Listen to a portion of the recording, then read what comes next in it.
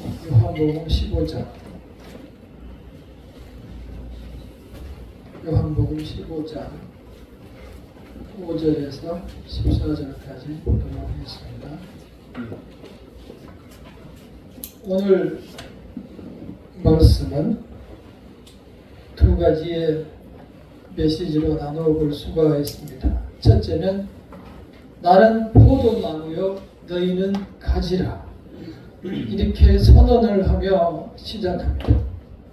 하나님의 알 수 없는 섭리로 많은 사람 중에 우리를 주님의 자녀로 선택하시고 나는 포도나무요 너희는 가지라 라고 선언하며 시작합니다.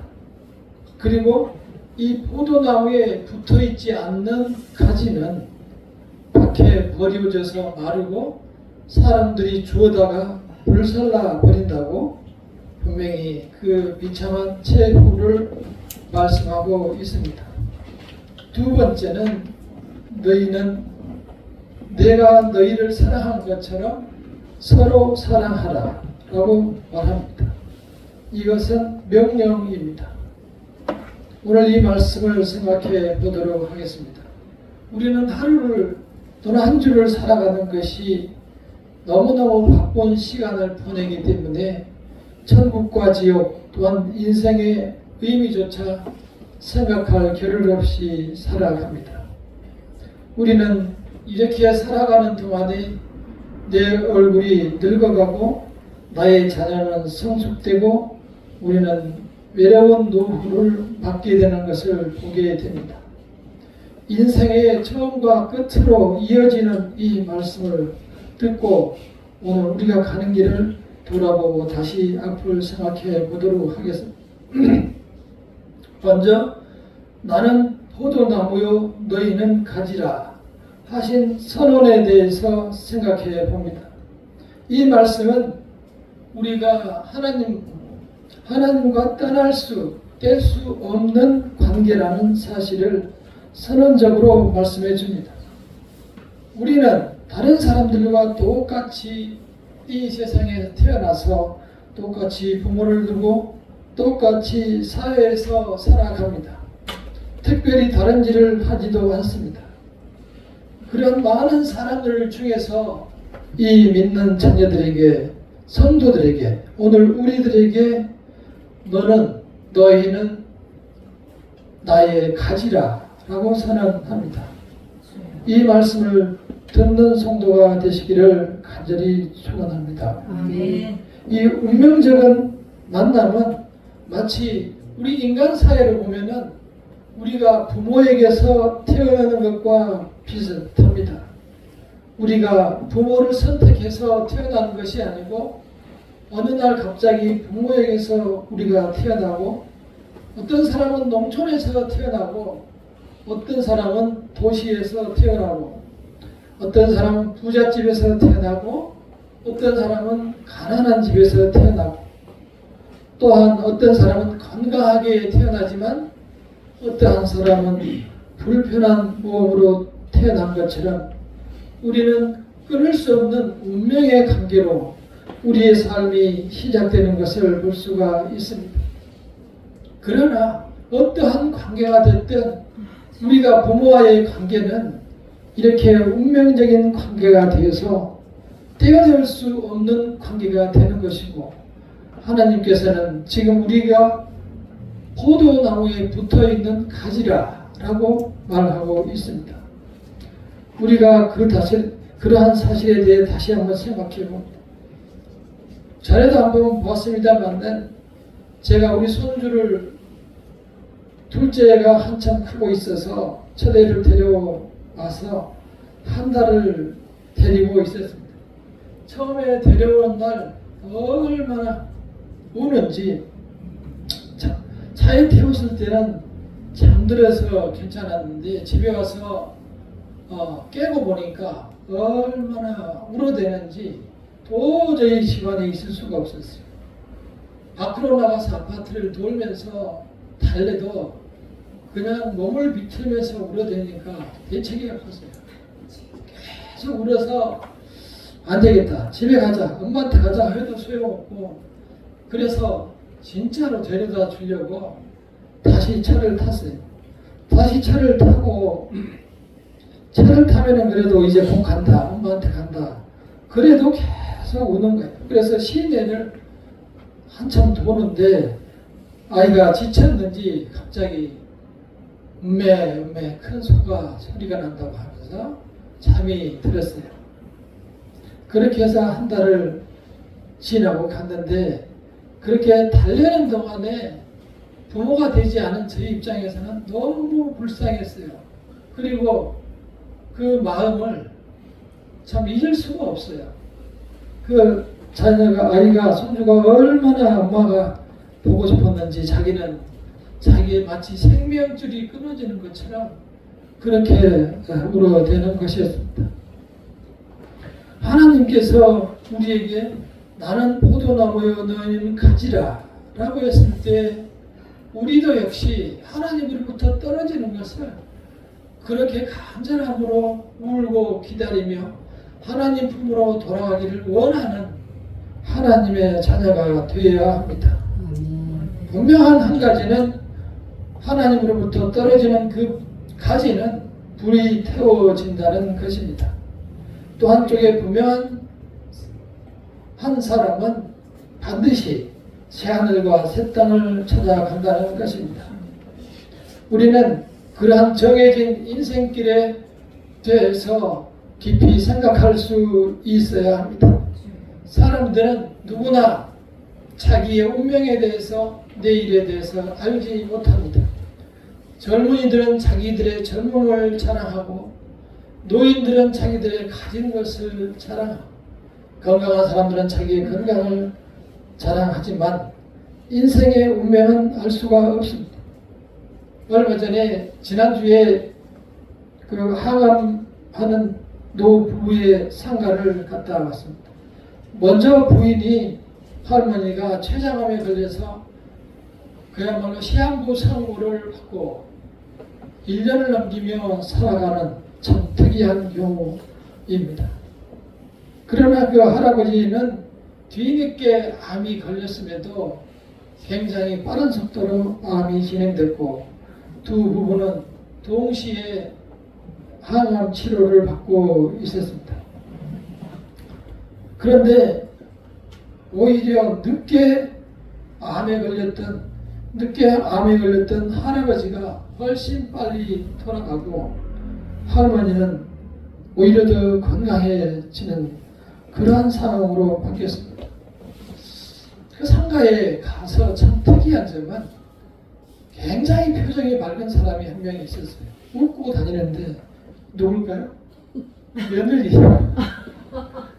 그러니까 우리는 누구나 할머니나 할아버지나 그 웃는 며느리나 저나 다 같이 하나님 앞에는 똑같은 운명인데 마치 나는 전혀 해당이 없는 것처럼 밝은 모습으로 웃는 것을 보고 인생이 참으로 너무 시각이 짧구나 이런 생각을 하게 됐습니다. 누구든지 그 앞에 하나님 앞에 서는 것은 변함없는 정해진 사실입니다. 우리 모두 그 길로 가고 있기 때문입니다. 하나님께서는 지금 그러한 선언에 대해서 우리에게 그 사실을 알려주는 것입니다. 너희는 나의 자녀라는 사실을 알려주고 계시는 것입니다. 우리는 그 창조주가 처음 우리를 창조하시고 선택하셨듯이 끝날에도 다시 우리의 구주가 된다는 사실에 대해서 분명한 믿음을 가지시기를 간절히 빕니다. 아멘. 주께서는 우리를 위한 계획을 가지고 우리를 선택하셨습니다. 우리는 그것이 무엇인지 모르고 늘 나의 길을 따라 또는 내가 원하는 것을 찾아갑니다. 그러나 모든 계획 속에서 하나님의 인도를 원하시며 이 세상을 살아가시기를 원합니다. 하나님께서는 주어지신 달란트를 통해서 우리에게 행복을 누리시기를 원하고 또 그 속에서 나의 능력을 통해서 하나님을 보시기를 원하는 하나님의 섭리가 있는 것입니다. 우리는 이 세상에 태어나서 이 세상에 섞여 살아가며 하나님의 모습을 잃어버렸습니다. 하나님께서는 그러한 계획을 가지고 우리를 선택했으나 우리가 이 세상에 살아가면서 완전히 세상 사람이 되어 하나님의 성품을 잃어버렸습니다. 하나님의 성품은 그것입니다. 하나님이 사람을 만들 때 온전히 사랑의 사람으로 만드셨어요. 그래서 우리 모두 사랑하며 살도록 만드셨고 아무런 먹고 사는데 지장이 없도록 만들어 주셨어요. 그리고 정말 지혜롭고 아주 오래 살아가도록 만들었습니다. 아마 창조한 아담도 930세인가요? 아마 상당히 많은 세월을 살았습니다. 오랜 시간을 살도록 하나님을 우리를 창조했으나 하나님은 마귀 사탄의 유혹을 나의 것으로 받아들이고 하나님께 도전하려는 교만한 생각을 가지고 내가 다시 하나님과 같이 되겠다 생각했습니다. 그렇게 마음을 먹는 순간 이미 인간의 자리를 이탈해서 사탄과 마귀와 같은 형태로 이 세상을 살아가게 되었습니다. 그래서 노아의 심판을 할 때 하나님께서 하신 말씀이 저 사람들이 육신이 되었다라고 하며 한탄하셨습니다. 육신이 되었다는 얘기는 육신의 안목에 좋은 대로 우리 육신의 탐욕에 좋은 대로 이 세상이 원하는 대로 살아가도록 우리가 변화되고 우리가 타락하고 말았다는 것입니다. 우리는 하나님께로 돌아가야 합니다. 하나님의 사랑을 그리워하며 살아가야 합니다. 어린아이가 학교에 가서 바로 가방 던지고 엄마를 찾듯이 또는 일이 안 될 때도 엄마를 찾고 몸이 아플 때도 엄마를 찾듯이 우리 성도들은 늘 하나님을 찾아야 합니다. 하나님께서 우리를 창조하셨기 때문에 우리의 갈 길을 가장 잘 아시고 하나님께서 우리를 만드셨기 때문에 우리의 신체에 대해서 가장 잘 아시고 또한 하나님께서는 언제 어느 곳에든지 계시기 때문에 늘 우리의 기도를 들어주실 수 있습니다. 문제는 우리가 그러한 하나님을 무시하고 하나님을 잊어버리고 이 세상을 즐기며 살아간다는 것입니다. 우리 자신이 심지어는 망가진지도 모르고 육신과 우리의 영혼이 동시에 망가지는 줄 모르고 이 세상을 즐기며 하나님을 떠나 살아갑니다. 우리는 하나님 속에서 이 세상을 바라보는 자녀의 시각을 버려서는 안 됩니다. 하나님의 말씀을 떠나서는 결코 우리에게 행복이 없습니다. 그래서 행복의 방법으로 서로 사랑하라 라고 둘째 메시지를 말씀하셨습니다. 그 사랑의 최고봉은 그 사랑의 끝은 내가 너희를 사랑한 것처럼 서로 사랑하라는 것입니다. 우리는 그 사랑의 능력을 회복해야 합니다. 너무 우리들이 이 세상에 살다가 세상 사람이 되어서 이제 우리가 세상에서 죽고 마는 것으로 스스로 단정하며 살아갑니다. 참으로 안타깝기 짝이 없고 그것은 성도들도 예외가 아니었습니다. 지난주에 우리 후배들을 이렇게 만났는데 요즘 주식이 엄청 올라가지고 주식으로 번 돈만 2억 5천만 원을 벌었다고 하더라고요.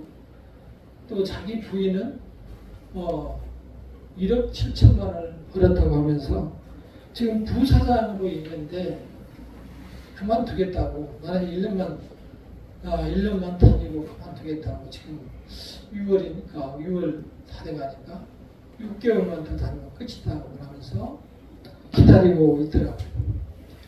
그러니까 돈을 많이 벌면 보이는 게 없는 거예요. 다 싫은 거예요. 그러면은 일 안 하고 돈 가지고 나가면 뭐 할 거예요?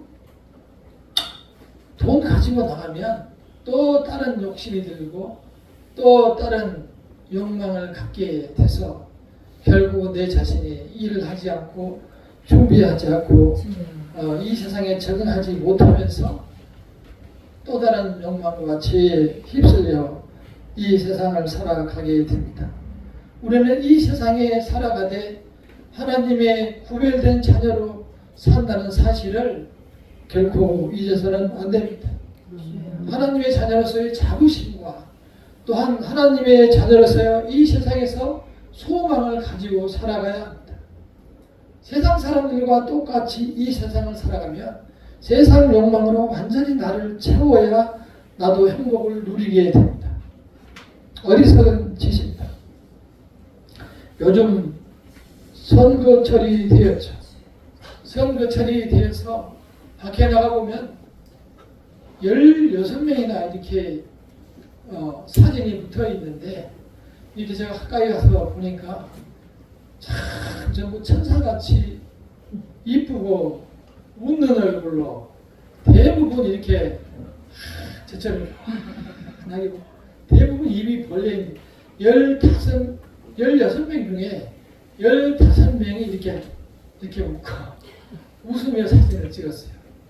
어찌를 하도 이렇게 웃으며 16명 중에 15명.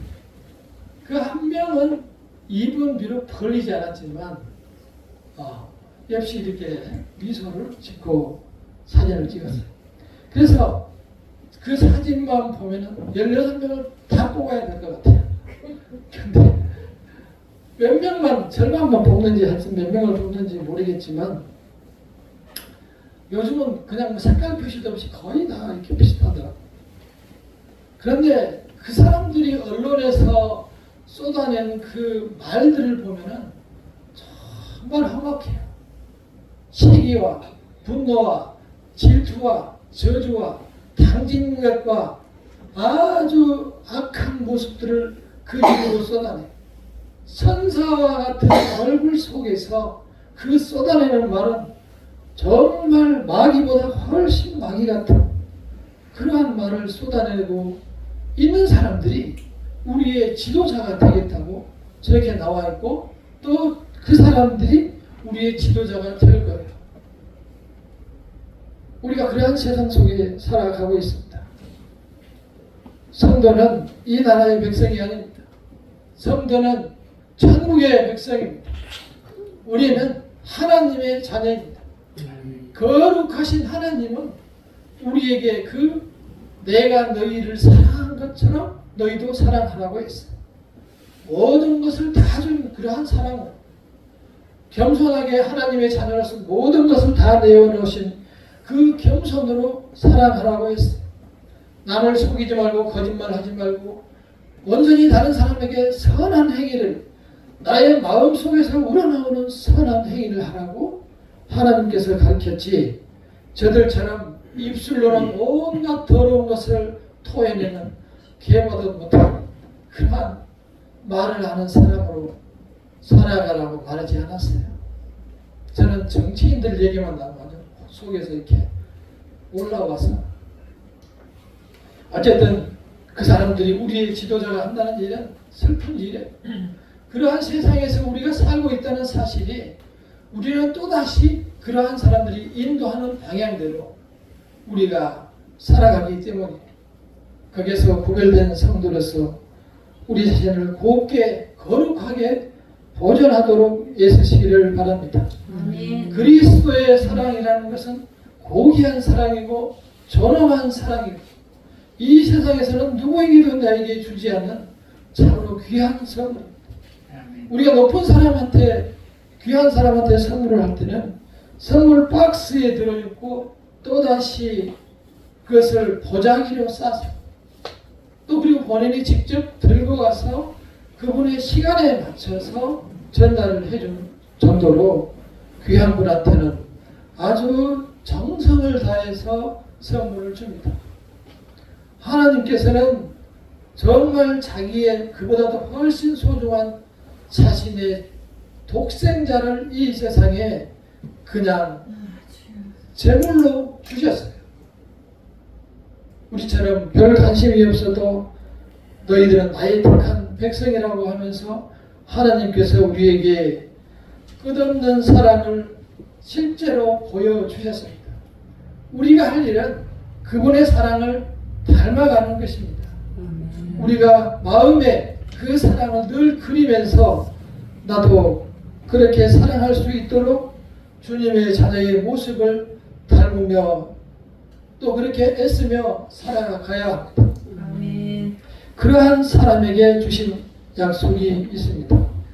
함께 15장 7절을 읽어보겠습니다. 시작. 너희가 내 안에 거하고 내 말이 너희 안에 거하면 무엇이든지 원하는 대로 구하라. 그리하면 이루리라. 아멘. 우리는 이 말씀을 살아내지는 못하면서 주여. 왜 원하는 것은 주지 않느냐고 하나님께 삿대질합니다. 주여. 우리는 먼저 이 그리스도의 말씀처럼 사랑의 사람으로 내 자신을 변화시켜야 합니다. 그래서 내가 사랑의 사람이 되어 사랑을 흘려보낼 수 있어야 합니다. 우리에게는 남에게 사랑을 줄 만한 헌신적인 사랑이 없어요. 우리는 하나님으로부터 그 사랑을 받아서 내게 채우고 그 사랑을 남에게 흘려보내는 것입니다.